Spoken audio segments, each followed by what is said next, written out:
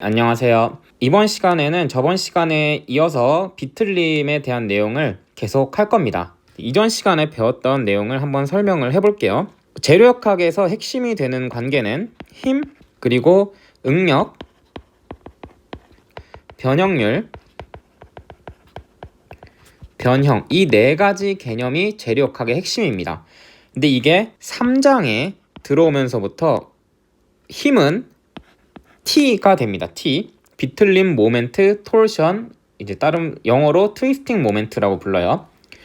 저번 강의에서 제가 설명을 한 게 변형은 파이, 비틀림 각입니다. 그리고 변형률은 감마, 전단 변형률이고, 응력은 아직 한 번도 강의에서 설명을 하진 않았지만 감마의 세트인 응력은 항상 타우입니다. 재료학학 1장에 이제 나오는 내용이에요. 저번 강의에서 변형은 파이를 쓰고 변형률은 감마를 쓴다. 그리고 이 둘은 어떤 관계가 있냐? 파이는 L분의 R, 잘못 썼네요.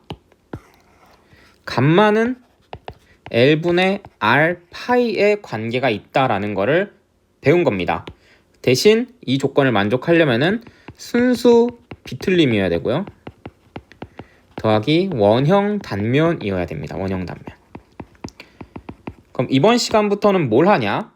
이제 얘네가 남은 거죠. 응력과 변형률은 어떤 관계가 있냐? 얘를 다뤄야 되고, 그리고 비틀림 모멘트와 전단 응력은 어떤 관계가 있냐? 또 힘과 여기 위에다 쓸까요? 변형은 어떤 관계가 있냐예요. 이제 각각 챕터가 이제 제가 써놓은 이 번호대로 하면은 2예요. 2.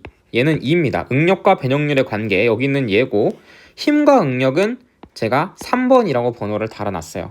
그리고 힘과 변형의 관계는 4라고 제가 번호를 달아놨습니다.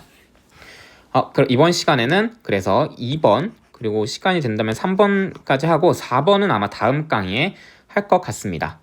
자, 이제 얘네를 지우고 한번 시작을 해볼게요.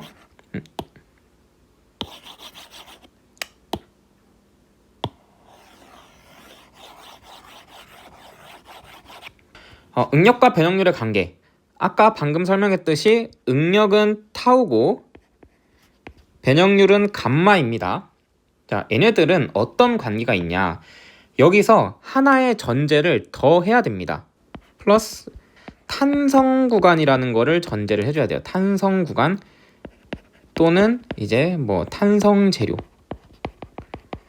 라는 거를 가정을 해줘야 됩니다. 하면은 뭐가 되냐? 재료학학 1장에 저희가 배웠죠? 이 관계를 만족합니다. 타우는 G 감마라는 거를 만족을 해요. 얘는 후계 법칙이라고 우리가 부릅니다. 후계 법칙. 탄성 구간이라면은 타우와 감마는 이걸 만족한다. 이제 탄성 구간이 아니라면은 이런 관계는 있지 않습니다. 이제 가끔 오해를 하는 게 항상 전단 응력과 전단 변형률은 이런 관계를 갖는다고 생각을 하지만 얘는 탄성 구간이라는 게 전제가 돼야 돼요. 그래서 실제로 탄성 구간이 아니고 이제 소성 구간에서 재료를 다룰 때가 이제 재료학학 기본을 할 땐 없지만 뭐 나중에 철근 콘크리트나 뭐 강구조 같은 거를 하면은 나오게 됩니다. 그때는 이 공식이 먹혀들지 않아요. 자, 여기서 이제 다음 설명을 넘어가기 전에 응력과 이제 변형률이 잠깐 뭔지를 다시 설명을 할게요. 제가 변형률은 뭐라 그랬냐면은 저번 강의에서 단위 길이당 변화한 양이라고 했습니다. 변화량이라고 할게요. 량. 그럼 응력은 뭐냐면요. 원래 엄격한 정의는 이게 아니지만 이런 식으로 생각하면은 좀 편합니다. 변형률이 단위 길이인가 변화량인데 얘가 도대체 왜 변했냐는 거예요. 왜 변했냐면 그게 응력 때문에 그런 거라고 보는 겁니다. 그래서 응력은 변형률의 원인이라고 생각하면은 이제 편하실 것 같아요. 응력은 변형률의 원인이다 라는 거를 얘기를 하고 다음으로 넘어가 볼게요. 이제 그 내용을 3장 비틀림에 이제 적용을 한번 해 보겠습니다. 그림을 똑같이 그립니다. 좀 크게 저번 강의와 저저번 강의에 계속 그렸던 그림들을 그려줘요. 됐죠? 그 상태에서 하나를 더 그릴 거예요. 옆에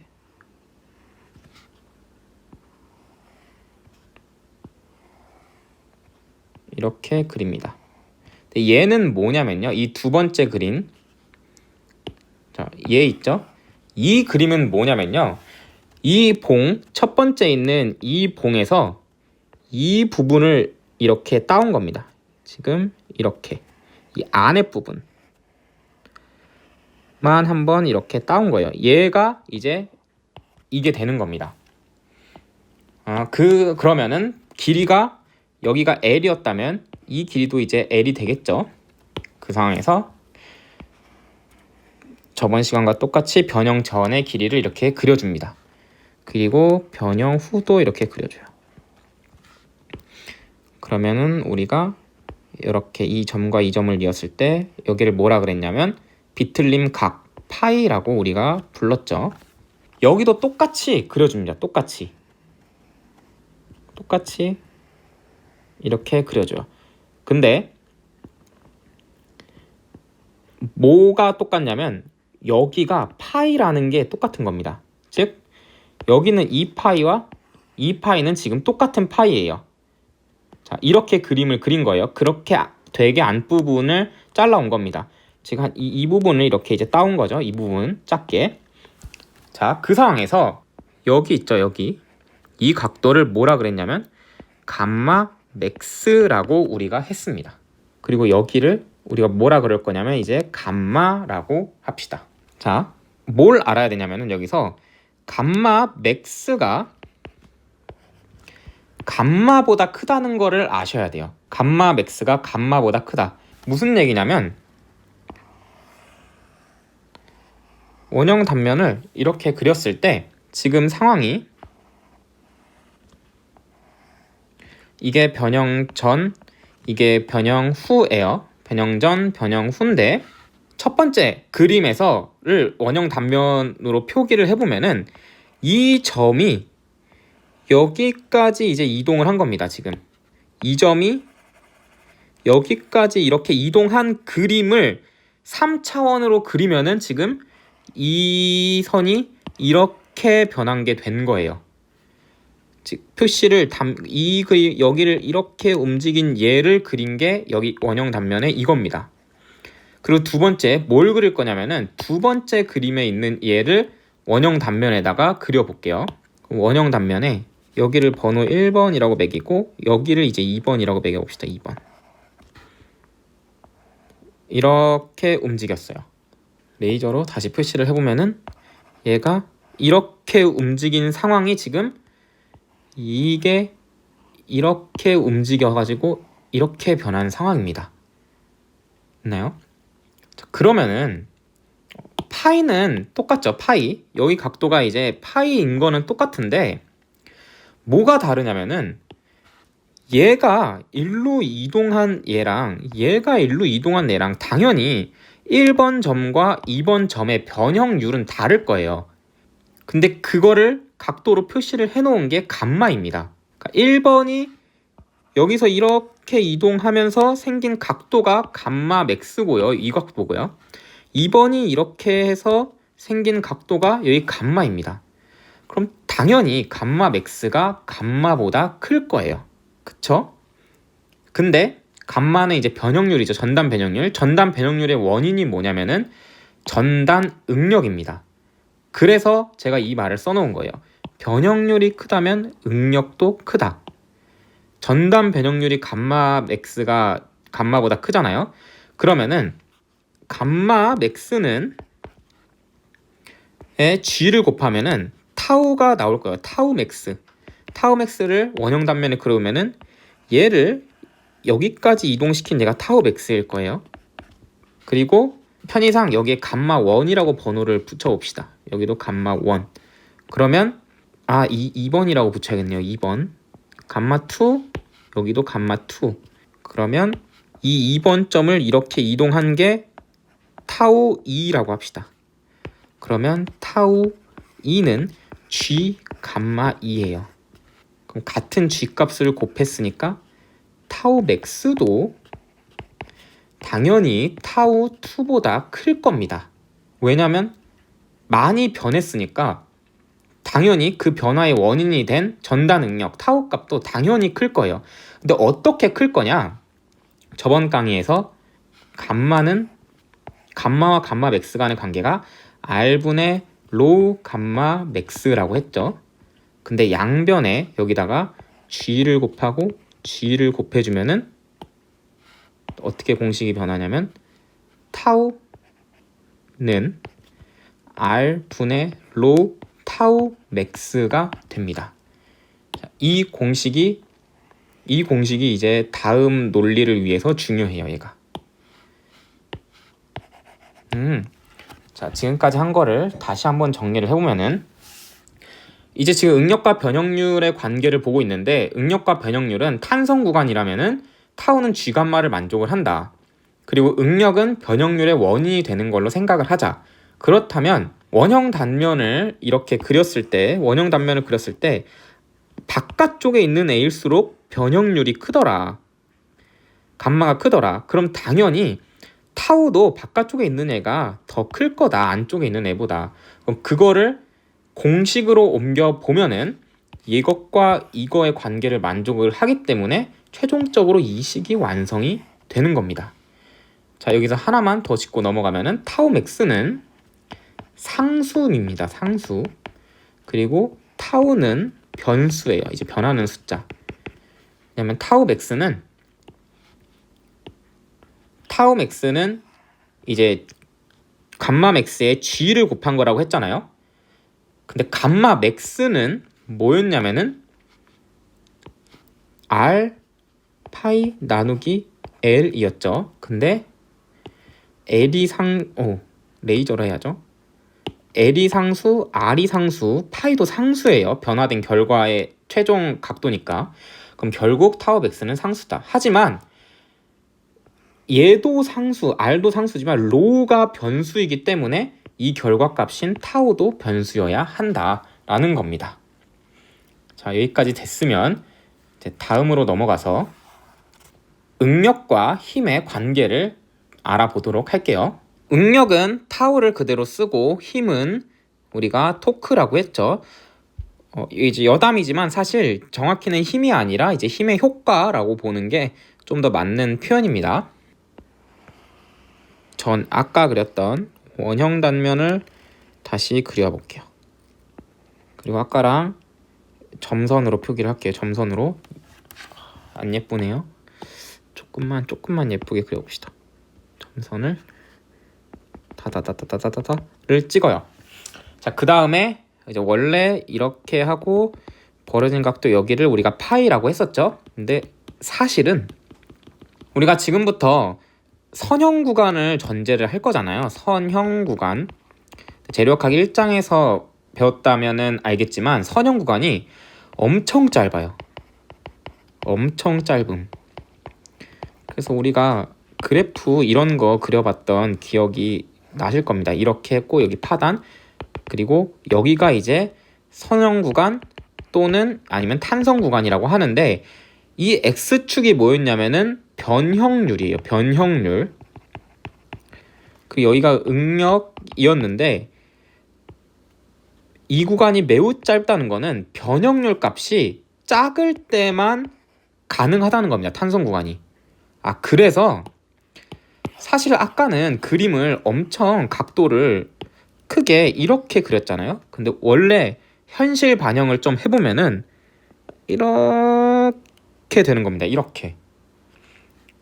그쵸? 이제 이것도 사실 현실 반영이 완벽히 되지 않았죠. 우리 눈에는 이제 거의 안 보일 정도가 됩니다. 그러면은 타우를 원래는 아까는 이렇게 타우를 제가 그렸었잖아요. 근데 이제 이렇게 그리지 않고 그냥 그냥 이 점이 이렇게 그냥 타우가 작용한다는 것만 할게요. 사실 이제 움직인 거죠. 미세하게 보면은 이렇게 타우가 있었던 건데 그냥 이렇게 그리도록 할게요. 아까 방금 배운 내용을 복습을 해보면은 타우가 이렇게 있다면은 이쪽은 더 짧은 타우가 있겠죠. 여긴 더 짧은 타우가 있을 거고 마지막 부분은 엄청 큰 타우가 있을 겁니다. 그 아래는 좀 줄어들다가 계속 줄어들다가 이제 이 부분에서 얘랑 이제 똑같아질 거예요. 그런 타우가 있고 사실 지금 얘가 이렇게 그렸지만 이 구간도 이렇게 타우가 작용을 할 겁니다. 그리고 이런 구간도 여기도 타우가 있겠죠. 그래서 다 여기도 타우, 여기도 타우, 여기도 타우, 여기도 전단 응력 타우가 있는 거예요. 그럼 전단 응력은 왜 생겼냐? 그 원인은 뭐냐면은 비틀림 모멘트 때문이에요. 얘 때문에 전단 응력이 생겼다고 보는 겁니다. 그럼 이렇게 이어지죠. 비틀림 모멘트 때문에 전단 응력이 생겼고 전단 응력이 감마를 만든 거예요. 그럼 그 감마가 누적이 돼가지고 파이가 된 겁니다. 그러니까 이런 관계예요. 자, 그럼 이제 이거의 마지막인 비틀림 모멘트와 응력의 수식을 알아내면 돼요. 그럼 타우, 자 한국말로 이거를 다시 써보면은 타우가 만든 좀 더 정확하게 씁시다. 여기를 중심을 점 O라 그러죠. O라 그러면은 타우가 점 O에 대해 만든 모멘트의 합이 라지 t, 즉 비틀림 모멘트입니다. 영어로 토이션은 비틀림이죠. 트위스팅 모멘트 아니면 토크라고 부르는 t예요. 그러면 얘 t를 구하고 싶다면은 이거를 우리가 이 한국말을 수학적으로 작성을 하면 됩니다. 그럼 이 모멘트의 합이니까 모멘트만 일단 수식으로 먼저 작성을 해볼게요. 이 모멘트를 dm이라고 할게요. dm. 자, dm은 뭐냐면요. 여기 있는 이 타우가 이 점 O에 대해서 만든 모멘트입니다. 근데 모멘트는 뭐냐면요. 힘 곱하기 거리죠. 정력학 시간에 우리가 배웠어요. 근데 힘은 뭐냐면요. 이게 재료학 1장에 나오는데 응력은 면적 분의 힘이죠. 힘을 면적으로 나눈 거예요. 그럼 힘은 뭐냐? 얘를 이제 이렇게 이항해가지고 써보면은 힘은 응력 곱하기 면적이 돼요. 응력 곱하기 면적이 됩니다. 자, 이거를 이제 여기에 다시 적용을 해보면 응력은 뭐냐? 응력은 좀 간격을 좁게 해서 응력은 뭐냐? 타우입니다. 타우. 그쵸? 전단 응력을 쓸 거니까. 그리고 면적은 뭐냐? 이 타우가 작용하는 요의 면적을 우리가 DA라고 할 거예요. DA. 자, 여기서 이제 미적분의 테크닉이 들어간 건데 우리가 DA를 미소 구간이라고 부르고 사실상 충분히 작은 구간이라는 말을 쓰잖아요. 근데 뭐가 말이 애매하냐면은 충분히 작다라는 게 무슨 말인지 애매하죠. 충분히. 근데 충분히는 재료학에서 어떤 용어로 쓰냐? 뭐 재료학뿐만 아니라 뭐 정력학에서도 이런 의미로 좀 받아들이면 편해요. 충분히는 여기서는 응력이 같게 작용한다고 볼 수 있을 정도면 됩니다. 볼 수 있을 정도. 자, 여기 오른쪽에 뭘 좀 적어야 되니까 얘를 이렇게 화살표가 따라오네요. 이렇게 옮길게요. 이렇게. 자, 이게 무슨 말이냐? 지금 빨간 펜으로 쓴 이 말이 무슨 얘기냐면은 원래 타우는 여기가 제일 크죠. 그리고 여기서는 0이고요. 그럼 원래는 이 길이를 따라서 변해야 돼요. 타우가. 여기 타우랑 여기 타우도 다를 거예요. 분명히. 하지만 내가 잡은 이 뒤에 있죠. 이 안에서는 타우가 같다고 보는 겁니다. 타우가 같다고. 그러면 타우 곱하기 DA를 했을 때 얘를 이제 힘이라고 우리가 볼 수가 있어요. 제가 아까 이제 잠깐 설명을 까먹고 안 했는데 이제 재료학학 응력은 면적분의 힘이라고 재료학학 1장에서 봤다 그랬죠? 근데 이 관계를 만족을 하려면은 힘이 면적에 고르게 작용을 한다고 봐야 돼요. 고르게. 즉 면적을 걸쳐서 다 똑같다고 봐야 됩니다. 힘이 작용하는 그 어떤 효과가. 그래서 이 관계를 만족하려면은 지금 이 문장이 맞아야 돼요. 그때만 만족을 하는 겁니다. 그래서 응력 곱하기 면적은 타우 곱하기 dA, 그리고 이게 즉 힘이 될 수가 있다. 그리고 곱하기 거리인데 거리를 우리가 원형 단면에 와가지고 로우라고 해줍시다. 로우. 그럼 여기가 로우가 돼요. 됐죠? 이게 타우가 점 5에 대해서 만든 모멘트입니다. 이걸 어떻게 하냐? 이제 합할 겁니다. 합. 자, 합 기호는 뭐 이제 시그마도 있지만 연속적인 구간에서는 미적분에서 인테그랄을 쓰죠.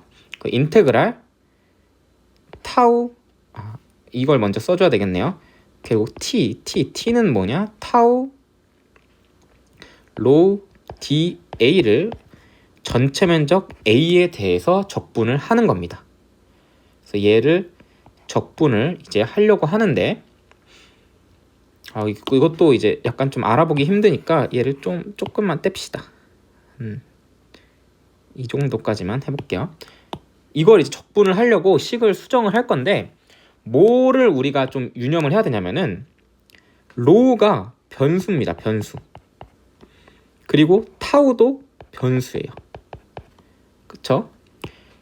이거를 변수와 변수가 곱해져 있는 애들끼리 적분을 하는 거예요.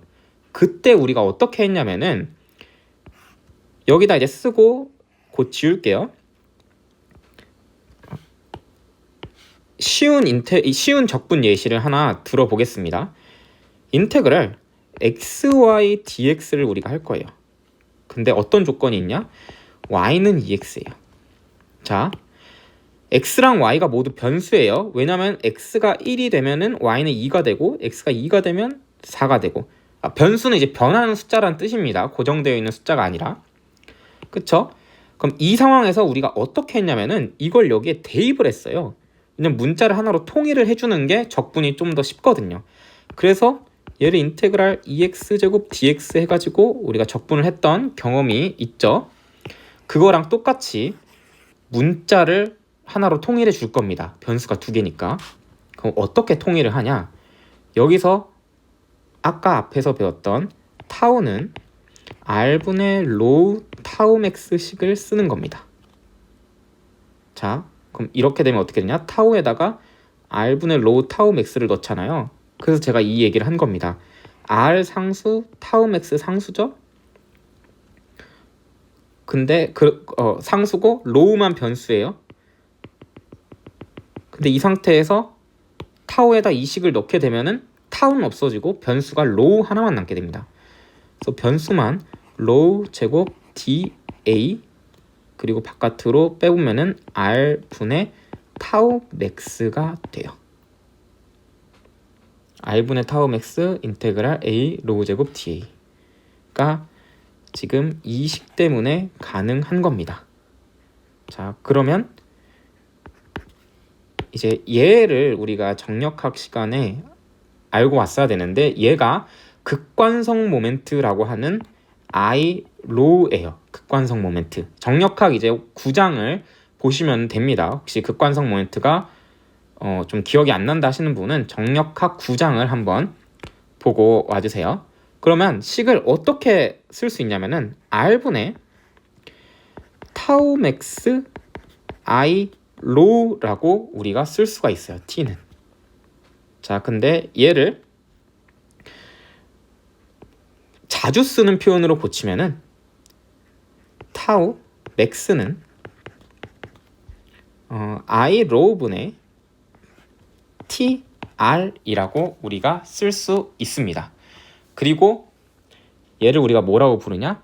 비틀림 공식이라고 불러요. 비틀림 공식. 영어로 torsion, O부터 써야죠. R이 아니라 torsion 포뮬러입니다. 뭔가 이제 이름부터 중요한 느낌이 오죠. 3장 제목이 비틀림 공식인데 3장 제목이 비틀림인데 공식 이름이 비틀림 공식이니까 얘는 엄청 중요합니다. 예, 엄청 중요해요. 그리고 혹시 아셨을지 모르겠지만 우리가 지금 하고 싶은 여기 응력과 힘의 관계 있죠? 지금 그걸 낸 겁니다. 타우가 아니라 토크와 타우 맥스의 관계가 지금 나온 거예요. 그래서 이번 강의에서 변형과 변형률을 배웠고 또 응력과 힘의 관계까지 우리가 이제 살펴본 겁니다. 다음 시간에 이제 마지막으로 힘과 변형의 관계를 좀 더 하고 3.2, 3.3장의 이제 이 큰 틀을 마무리를 하도록 하겠습니다. 감사합니다.